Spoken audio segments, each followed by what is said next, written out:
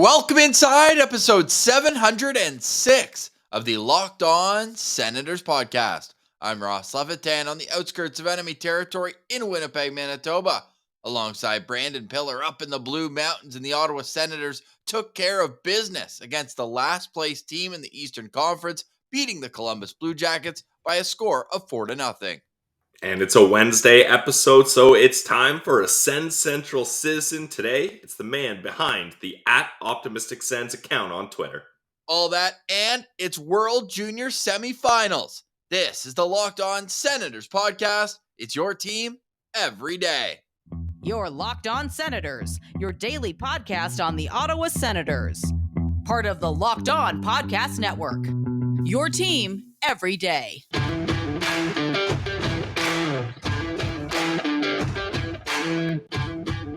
I'm Jake Sanderson, and you're listening to Locked On Senators podcast. I'm Tim Stützle, and you're listening to the Locked On Senators podcast. Thank you for making Locked On Senators your first listen on this Wednesday, January 4th. The show is free and available on all platforms, including on YouTube, where the best way you can help the show grow is to subscribe to the YouTube channel. We are getting ever so close to 5,000, and leave a comment below. What we want to know is, where is your confidence level with this team? 12-5-2 in their last 19 games. We were told sample size was an issue when we would say, they were 6-2-1, whatever it was. Now we're almost at a 20-game marker, Pilsy, and the Senators are still in the top 10 in the NHL since U.S. Thanksgiving. It feels great. I mean, this team has really been trending upwards, and that wild card spot is looking closer and closer, although the New York Islanders did win last night, so they're still 7 points behind, but they've jumped the Florida Panthers, which feels good. And the Ottawa Senators, this team's only going to get better as they get healthier and as they continue to hit their stride here. The special teams have been clicking. All the top guys are performing at a rate that you want them to, at a pace that you think can be sustainable and that can help this team keep on adding up those W's. So 2023, it's looking like it could be a nice year for Sens fans. Yeah, you don't like the out-of-town scoreboard last night, but instead of getting down about it, just say, you know what, how devastating would it have been if Ottawa didn't maintain pace by also getting 2 points, right? Because Florida wins in regulation, Buffalo beats Washington in overtime, the Rangers beat Carolina. Carolina had at least a point in 17 straight games, and the Rangers come in there, get the 2 points. You mentioned the Islanders already as well. So an important victory for Ottawa last night, but one that was never in doubt. Yeah, there wasn't a single second that I thought the Ottawa Senators were going to lose this game. I was hammering my bets at BetOnline.ag because there were so many different outcomes. Like I'd never do this, Ross. I had Sens winning by -2.5, -3.5. Like I was so confident that this was going their way. Like Johnny Gaudreau, the Columbus Blue Jackets' best player, playing over at a point per game pace, 0 shots all night. They completely stifled him.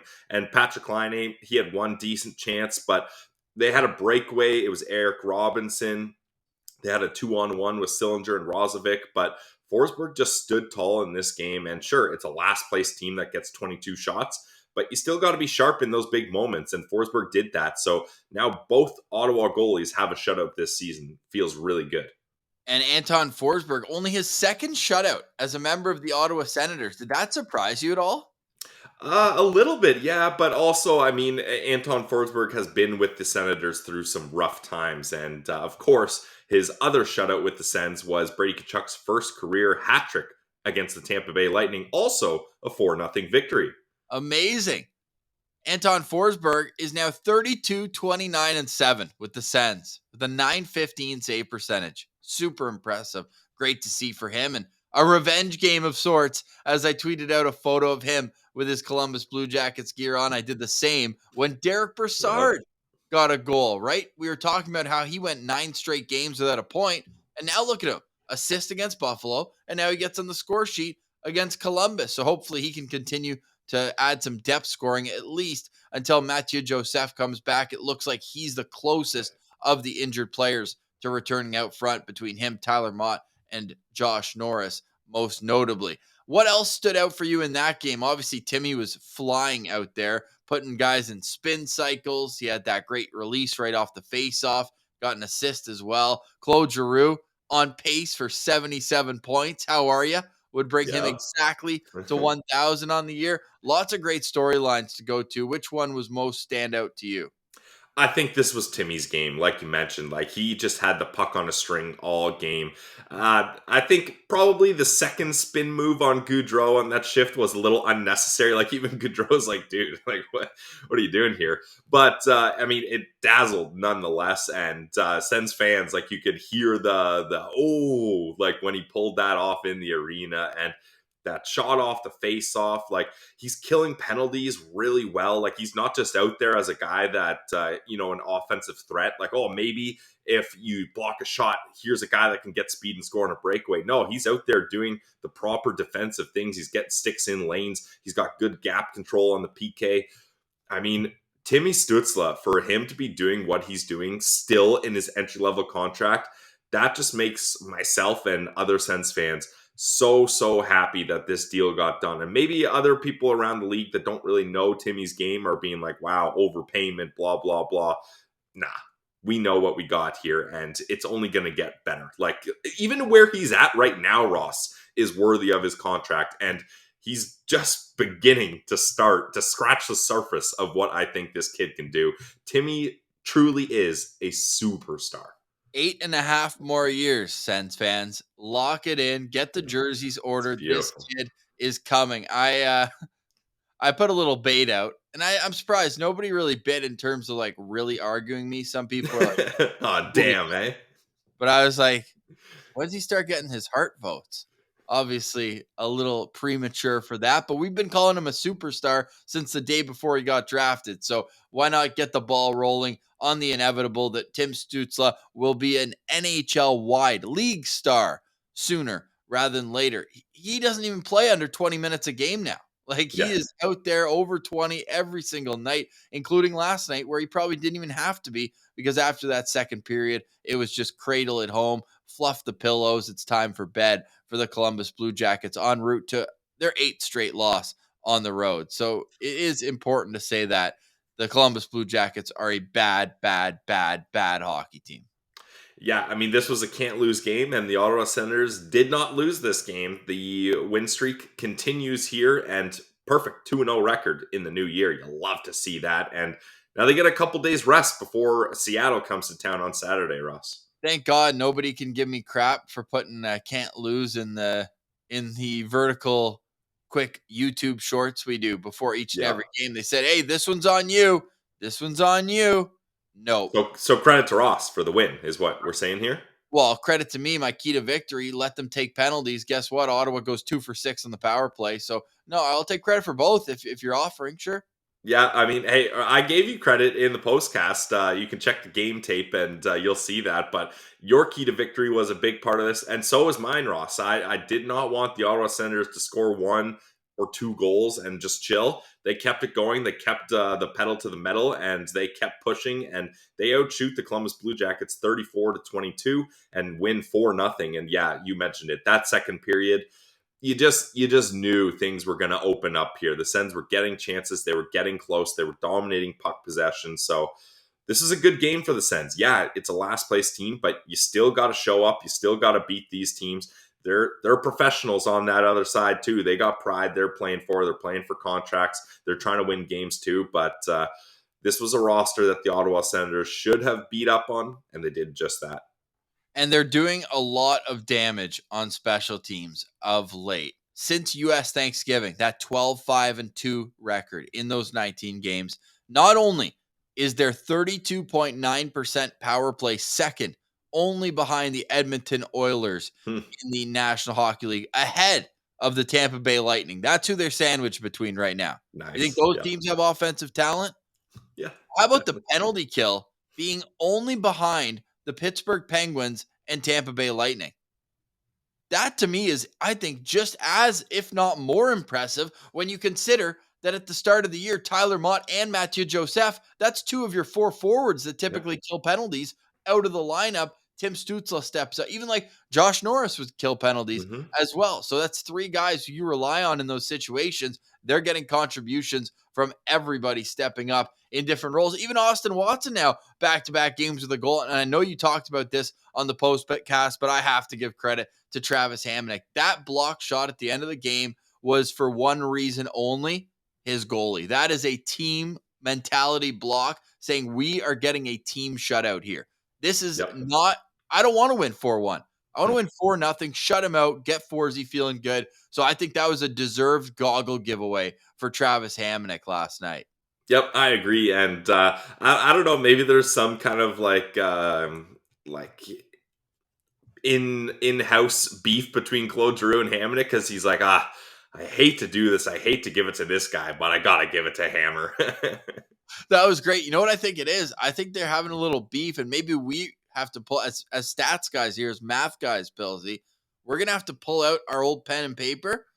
I think there's some beef between the forwards and defense. Who gets the goggles for longer? Yeah, because then Hammer replied with, the decor's keeping this for a while, boys.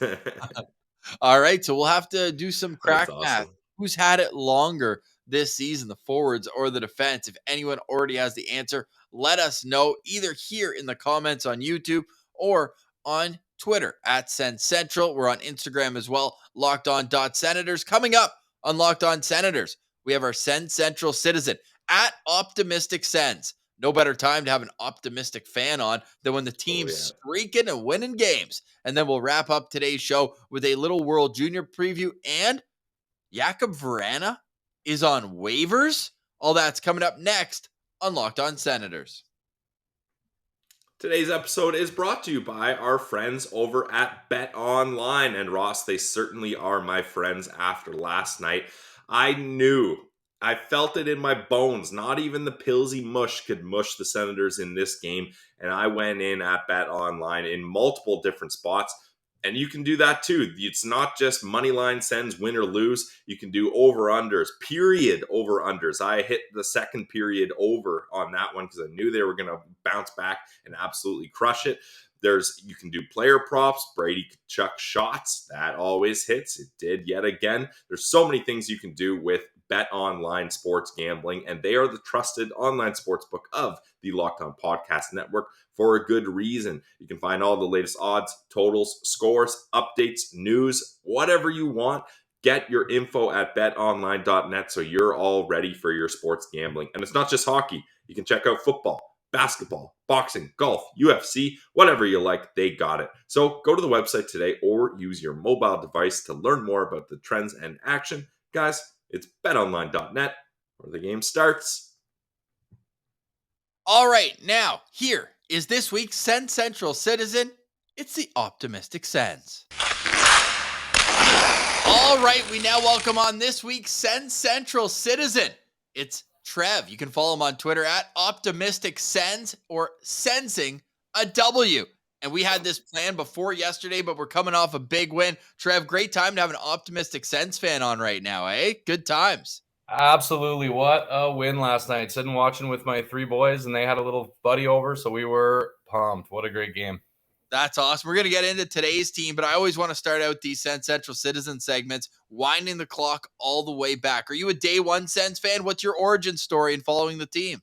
Yeah, no, you bet. Day one, I was grew up in Carleton Place, so I was a bit of a Gretzky guy and a big Oilers guy. And then when he got traded, I remember it like it was yesterday. I kind of be a Kings fan, and then I was a bit lost in the wilderness as a hockey fan there. And then they announced the Sens were coming, and it was all in from day one. So that was good. I was at the very first game. It was my 12th birthday.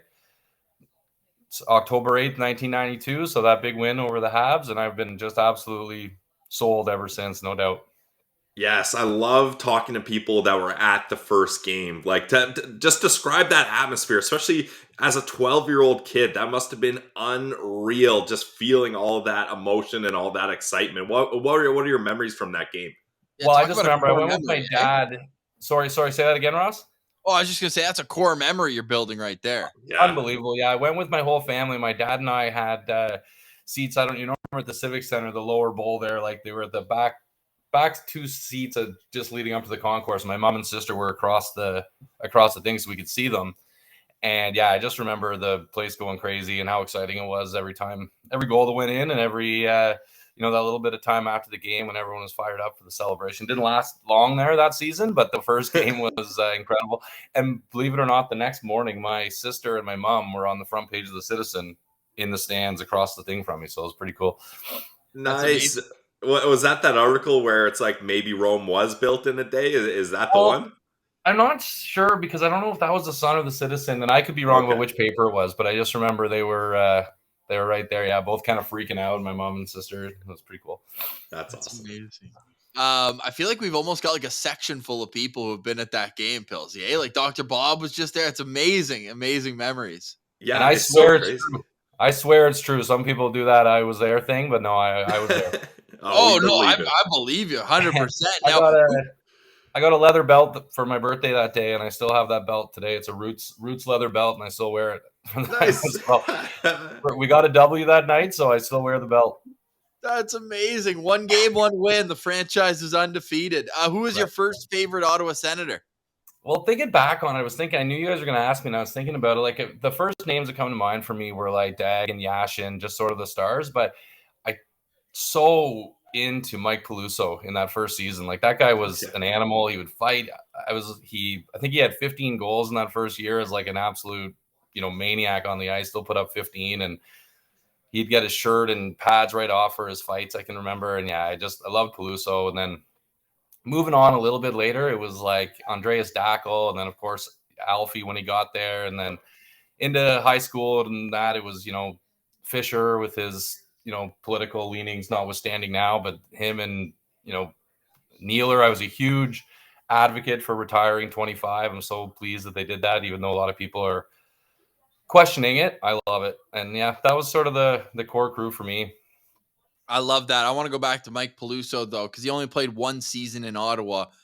And what an animal he was. Although he didn't match his penalty total from the year before. Year before he came to Ottawa, he had 408 penalty minutes in 63 games. Couldn't live up to the hype. But if you had to guess, and I mean, as someone who is 12 years old, I'm not gonna chop you up if you don't get this right. But because he only played 1 year in Ottawa, it's easy for me to find how many times he fought with the Ottawa Senators. In that 1 season, 82 games, how many fighting majors do you think Mike Peluso had?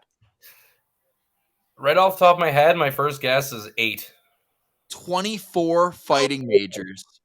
That's insane. So I was like, I guess that's why I loved him, right? Like I was watching the games, he was fighting every third game. Like, yeah, he was always fighting, and like I said, he was putting up points. Like he had 15 goals, so he was doing it at both ends, and it was just, he was a beauty. I can't believe I said 8. That's a big L there. He probably had 8 in the first month. Just getting yeah, that's right. In first 8 games, he probably had 8. That's awesome. Did you love Chris Neil right off the bat, or did it take you a little while? Because, I mean, he came in with 1 goal, and that was to end the Leafs beating Ottawa up in the playoffs. But obviously, he endeared himself over time as well. Yeah, like I don't remember exactly his sort of introduction into the team or the league, but I just know once he was kind of a legit Sen, he was one of my favorites for sure. I love the way he'd fly around and just bash. It wasn't like Brian McGrattan where you remember the moment he broke Domi's nose and you're like, okay, he's here. Yeah, no defining moment for Nealer apart from later on in his career, the coming into that Ranger series and all that kind of stuff. But yeah, a guy like that plays 1,000 games for the team, great citizen, great guy, great teammate. The people that say they shouldn't retire that number because he's not an elite player, I don't know. For me, the criteria is not defined. And if you want to retire a guy because he was an elite guy and an elite teammate, an elite citizen, there's 99 numbers. What the heck? We're a young franchise, got to build a legacy, put him up there. Yeah, and I think most of the people that are kind of up in arms about Nealer getting retired, they're not Sens fans, so they're looking at the stats, and like you mentioned, they're just like, oh, well, this guy didn't score many goals. What's this about? So they don't know. Yeah. Or B, they're Sens fans that weren't around in the Neal era. Like, when Neal was here his entire career, never suspended, also got to put that in there. Awesome. He was a fan favorite, and you knew he was giving it his all every shift. And he was a guy that everybody on that Sens team felt bigger out there when Nealer was on the ice with you, when Nealer was on the bench, because you knew if there was any kind of trouble, Chris Neal would be out there to mop it up. And Just like I'm picturing him in the early days, frosted tips, in this jersey behind me, just bashing Leafs players. Like, what an absolute legend. Yeah. Oh, yeah. He was definitely an all-time favorite, and he deserves it. Like, there's no doubt in my mind he deserves it. Yeah. Are you going to that game? I don't know. When is it? It's the 17th of February, right? Yeah, that sounds right. Yeah, I'm not set up for it yet, but I sure would like to. I was at Alfie's and at Philly's, so I probably should get down there. I'm in Cornwall. I'm in Cornwall, so it's not that easy to get to games, especially I got 3 little boys, so getting there is not the easiest. We went on to the Bruins game the other night, and we're going to Seattle. Those were Christmas gifts for the kids there. So nice. But Seattle coming up, that Bruins game was unbelievable. And actually going on Saturday into the Molson box with my brother-in-law owns the Thirsty Moose in Carleton Place, and so he's got us kind of hooked up there. My whole family, mom, dad, sisters, nieces, and nephews, the whole crew. So I'm really pumped about that. It's going to be good. Any of your kids 12 years old? No, 10, 8, 6. Well, 10, I mean, you're still making that same core memory that you got when you were 12 going to that first game. I think that Neil game's a guarantee. Yeah, I think you know what? I think you're right. And we went Saturday night, we went, and they'd been lots, like a bunch of times in previous years, but they were so into it on Saturday. It's kind of the first time where they sat in their chair and like watched the game really closely. So they're kind of at that age now where they can actually, like, they've enjoyed the atmosphere before, but now they were like dialed in. So I think it's going to be really fun, and the whole fam there and everything. So yeah, you've got me sold. I'm getting tickets today. All right, perfect. We'll hold off until at least January 17th because we might be trying to do something, and we'll get everyone together if we can get down. That's the goal at least. Because like you, I was at the Alfie retirement game, at the Phillips one. I mean, why end a streak? And realistically, you only missed Frank Finnegan's, unfortunately. I know. I wasn't.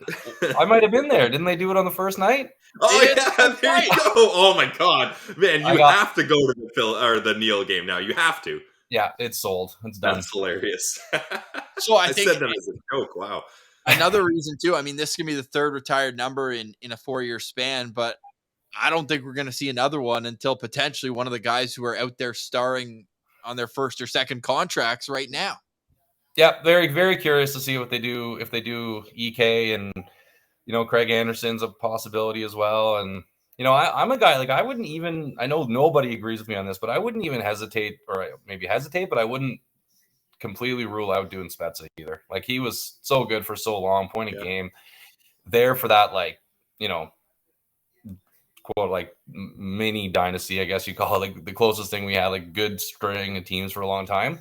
Yeah. If they decided to do that, I would not even bat an eye at it. I think let's go. I'm all for building it up. What if they just put a banner of like a slice of pizza up in the rafters and just called it even for just a pizza box hanging there. And I don't know. Have you guys ever seen I don't know who it was, but I brought it up a couple times since then on Twitter. Whoever said they should just put like a big monitor replay undressing of Sheldon Surrey on a loop somewhere in the rink, and just have his corner or whatever, and just 15-second loop of him just totally undressing Surrey. It would be hilarious, and I think that'd be a great little honor and something they could do at the day they're in the Ring of Honor or whatever.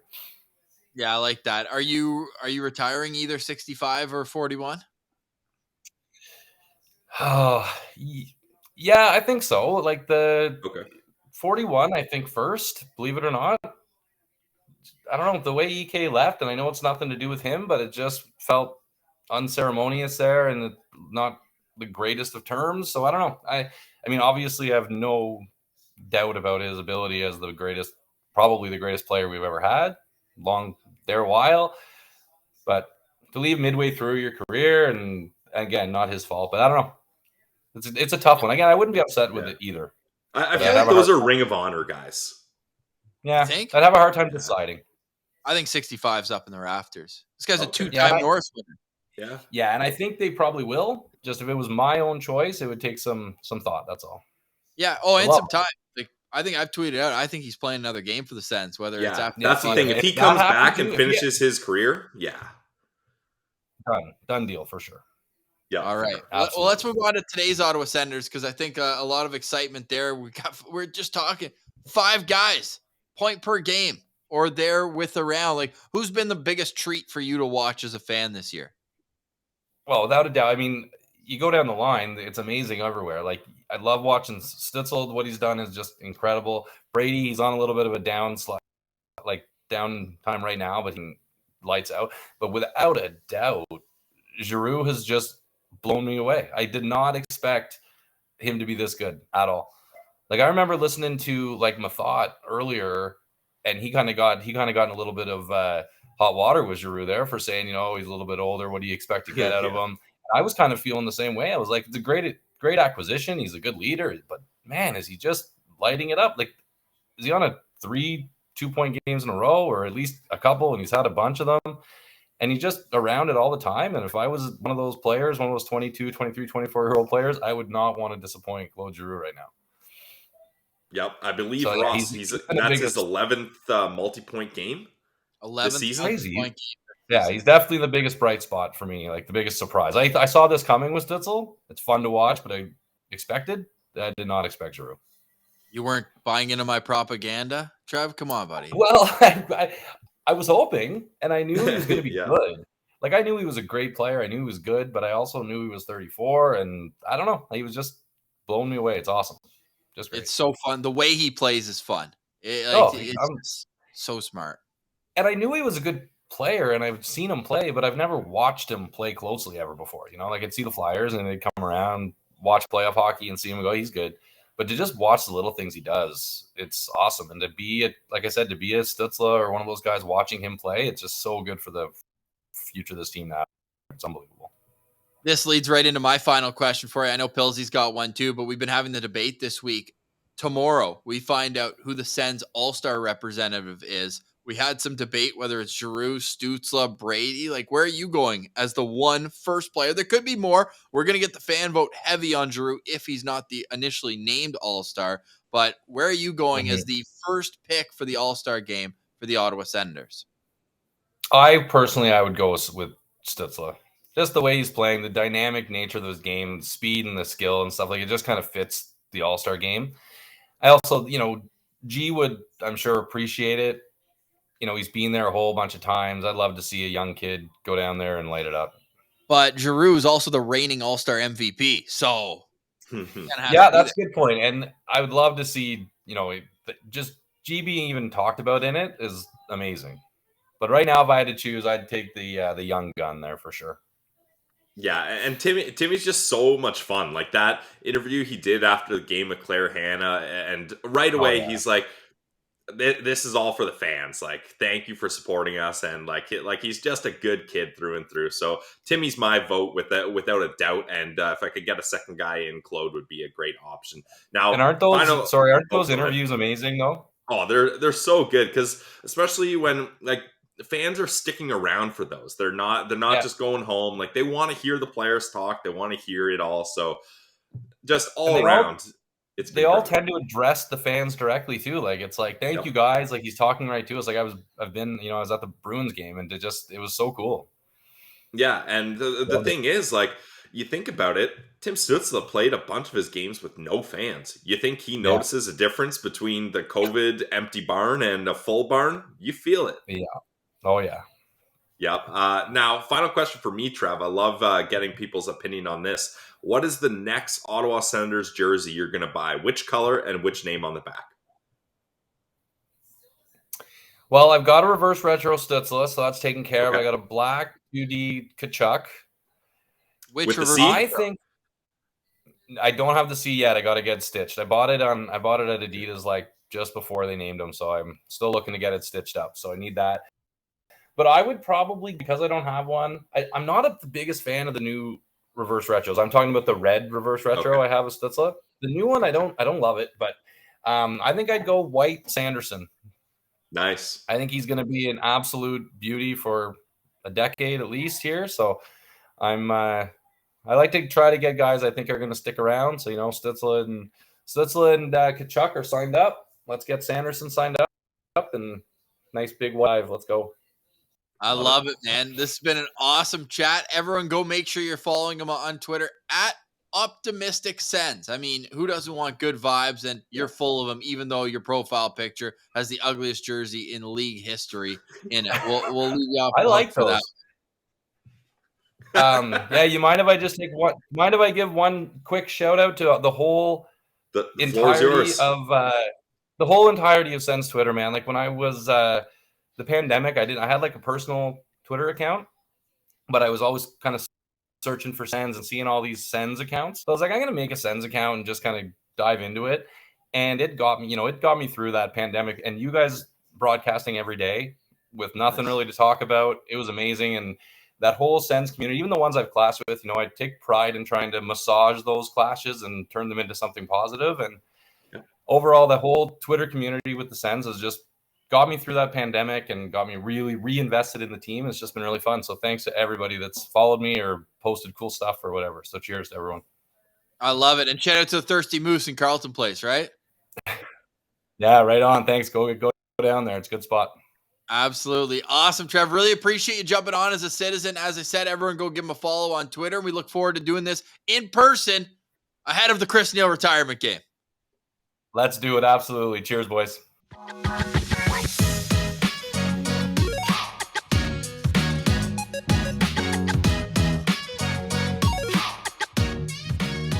All right. Stick taps to Trev for joining us. Appreciate it. Make sure you're following him on Twitter at OptimisticSens. No, I'm not talking about Saeed Kuda, who is always optimistic. It's our boy Trev as well. Make sure you're giving him a follow there. All right, it's semifinal day at the World Junior. We're going to get to that in a moment. But Pilsy, what was your immediate reaction when you saw that Jakub Vrana, with his 1 year left after this one at $5.25 million, a cap hit, is on waivers? I think, well, first off, it needs to be said that he did just leave the player assistance program, and he's made it very clear he doesn't want to get into all that, which is totally fine. We respect that. That's his right to his privacy, his own personal life, his struggles. If he doesn't want to open up and share about it, that's totally fine. We don't need to speculate. We don't need to make assumptions or try to figure it out. So we'll just leave that at that. But I think where I'm kind of understanding is the relationship between him and the Detroit Red Wings is kind of mutually done. Like, it seems like both sides are like, well, we're not sure this is the best for either side to continue this. So it seems like they're waiving him and giving the option for a team to pick him up and move on, which is wild that to me that they wouldn't try to trade him at least, because this is a very valuable player that I thought when they made the Mantha trade, the Stevie Y hit a home run getting Vrana and draft picks in return. And it hasn't really worked out for Vrana in Detroit. He's had a lot of injuries. He only played a handful of games each season. So I think maybe it's best for everyone that he gets a fresh start. Yeah, he's only played 39 games in parts of 3 seasons for the Red Wings, but he's got 32 points in those 39 games. So he is a contributing player. Only 2 games this season before leaving to attend the substance abuse program, or what do they call it exactly? It's not substance abuse. Player assistance program. Player assistance program, yeah. My apologies there. But he's back. He's done his 3-game conditioning stint. So after that stint, they have to call him up, right? It's just a conditioning stint. Or they can put him on waivers, and if he clears, keep him down there. Now, it's the second year that would keep me away if I'm Ottawa, but it's certainly an interesting name for a team that could use some offensive depth in a scoring role. But we're just hoping the best for Jakub Vrana. Obviously, a contributing player on that Washington Capitals Stanley Cup team back in 2018. He's had a 50-point season before in the NHL. He's a 2-time 20-goal scorer. Hopefully, he can figure it out. But I don't think Ottawa's a fit for him. No, I don't think so either. I think he would really be a fit on a rebuilding team where he could have a big role and kind of just get a full fresh start, like somewhere where maybe there's not a lot of media coverage, so he's not kind of hounded about what's going on in his personal life, and he can just focus on hockey and hopefully focus on just taking one day at a time, getting better. So it certainly is interesting, though. Like, this is a player that you mentioned has Stanley Cup experience. He's a goal scorer. He's still young. So it'd be very interesting to see where he ends up. I'm extremely interested tonight. It is the World Junior Hockey Championship semifinals. It gets underway around 4 o'clock. It's the Czechia versus Sweden matchup that leads in to Team USA against Team Canada. It is the greatest potential matchup you can get at a hockey tournament that is best on best. Any age group, it's Canada against USA. So I'm not going to ask you, hey, Pilsy, which semifinal are you more interested in watching? No, let's look at this through the lens of an Ottawa Senators fan. who do you think is set up to be most impactful in tonight's game? Is it Thomas Hamara or Oscar Pettersson? Or is it Tyler Boucher or Zach Ostapchuk? Well, I'll probably put Thomas Hamara on the bottom of that list. It seems like he really hasn't been able to really put his stamp on this Czechia team. And the only times you really see him is when he's given up brutal turnovers, unfortunately. And even in games where they're putting up massive point totals, he's not even chipping in for assists here. So I think he's going to be the guy that's kind of the least impactful. I think Oscar Pettersson, like we talked about, his defensive role has really changed with Team Sweden. We know him as a great goal scorer and nice sniper, but he's able to play a defensive game, which is great, Ross, because you want to be able to develop and add those tools to your tool bag as a young prospect. We already know he can score, so how can he play away from the puck? This is a really good example of him learning to do that. Yeah, before we move on to the next game, I want your analysis on both those other guys. But with Oscar Pettersson and the way Czechia defends, obviously Svozil and Juracek are their two horses, even Spacek as well. But those two guys, I think, are going to do a good job of containing Sweden's top six, which we know is loaded with top first round talent out of the NHL draft. So I think this could be an opportunity for Pettersson in that bottom six to get some matchups and work some magic. So I think number 27 there on Sweden might have a good day. Yeah, no, that's a good point because, it's likely that Pettersson's going to be going up against Hamara on some of these matchups. So that'll be very interesting to watch. Right wing, left defense too. Yep, exactly. What about Tyler Boucher, Zach Ostapchuk? Handicap that one for me. I think Tyler Boucher will have a bigger impact just because I feel like he's someone that Team USA really relies on for a spark. Not to say that Ostapchuk can't provide that, but Canada has other guys that they turn to for that. And I think either team, though, or either guy could have an impact as this game goes on because these two teams are battling. Like, this is, regardless of whether you're a USA or Canada fan, if you're a hockey fan, you're hoping and praying that USA and Canada end up playing in a knockout elimination game no matter what. Like, you just want to see that. It's good hockey. It's always great. So I think every single shift is going to matter here. So even the bottom six guys, like, you can't take a shift off because if they capitalize, if a third line capitalizes on a goal, that could ultimately decide the game in the end. Because I don't think either team is going to blow one of the others out of the water here. I think it's going to be a one-goal game, whether it's Team USA or Canada. We'll find out. Yes, well, Canada does have the X factor in the tournament.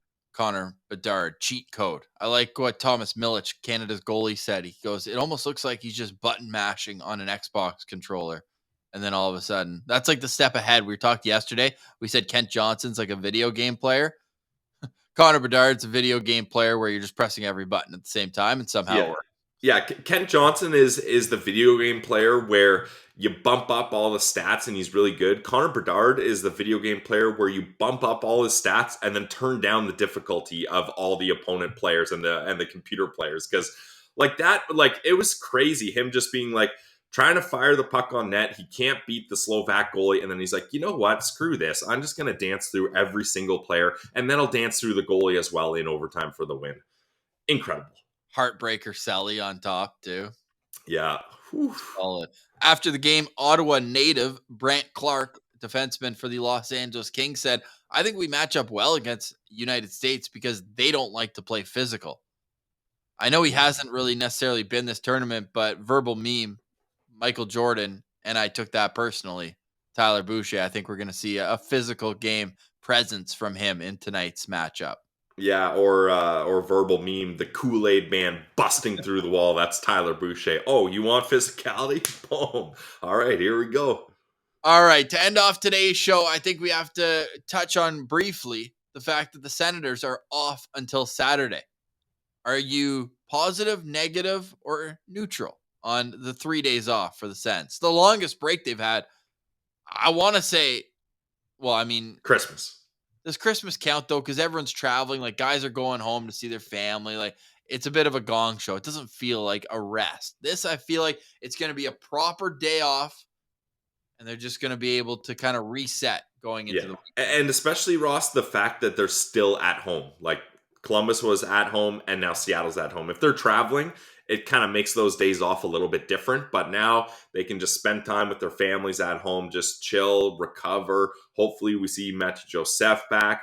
But yeah, it's going to be very interesting. I'll take a page from our SensCentral citizen, Ross. I'm feeling optimistic about how this break will do. I think it's going to do good for this team. They're going to be able to ride this momentum. And the Seattle Kraken are a good team. Don't get me wrong. I feel like they have a team where they can roll 4 lines, but they don't really have that superstar. Like, who is the game breaker for the Seattle Kraken? Matty Beniers, Eberle, maybe. I don't know who you're really looking to score that game-winning goal. So I think this is a game where Ottawa has so much more firepower in the top 6 that they can overwhelm this team, and I think they have a good chance to get the dub here. The Ottawa Senators have 5 players that would be leading the Seattle Kraken. Yeah, exactly. Yeah. 5. So, and they would all be leading Seattle by 6 points or more. Wow, when you put it like that, that is wild.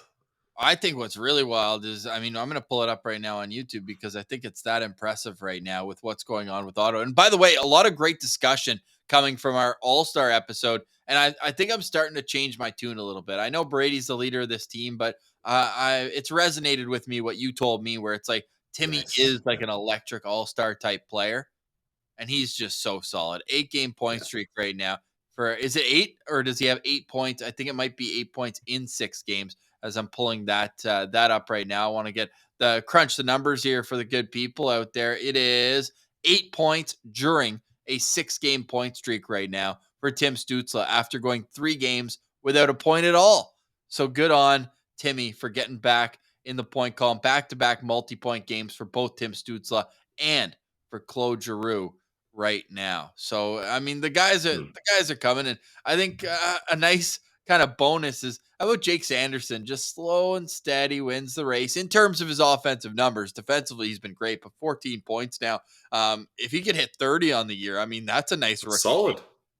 Yeah, I would love that. And that's the thing. Like, we never looked at Jake Sanderson and we're like, okay, he's got to put up John Carlson or Eric Carlson. He's got to put up Carlson defenseman points. No, as long as he was getting points consistently and playing a smart, responsible defensive game and out there skating and doing what he does, we were going to be happy with that.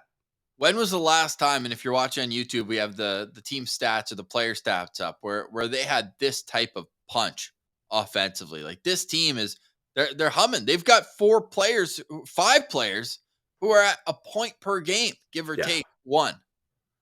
This is wild. Like maybe back in the day when Stone and Hoffman and those guys were lighting it up, but it's been a while since we've been able to look at the team stats and been like, this is cool, not this is depressing.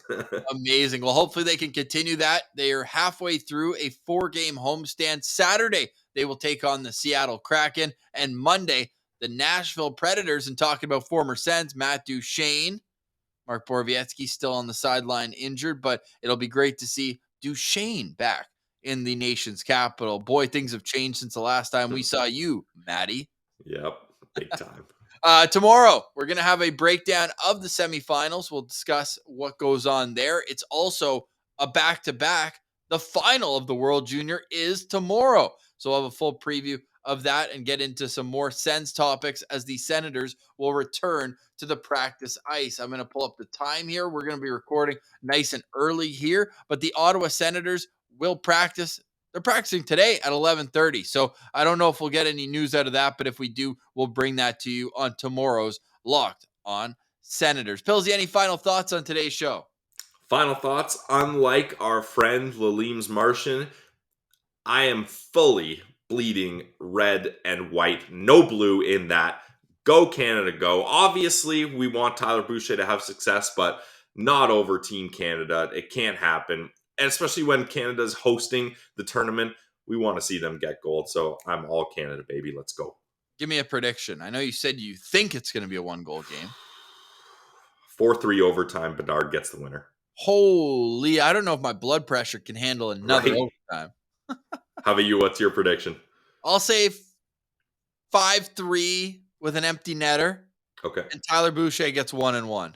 Nice. Okay, I like it. Yeah. I'll mix in a Tyler Boucher goal in my prediction as well. Yeah. All right, sounds good. Thanks everyone for making us your first listen of the day. We truly appreciate it. The road to 10,000 followers on Twitter continues as well. So make sure you be a friend and tell a friend that here is your daily home for Ottawa Senators content, not only on the Locked On Senators podcast, but make sure you subscribe to YouTube and hit the notification bell so you know when the postcast goes live, where we break down with immediate reaction and emotion following each and every Ottawa Senators game. But for today, we say goodbye for Brandon Pillar. I'm Ross Levitan. This has been the Locked On Senators podcast, your team every day.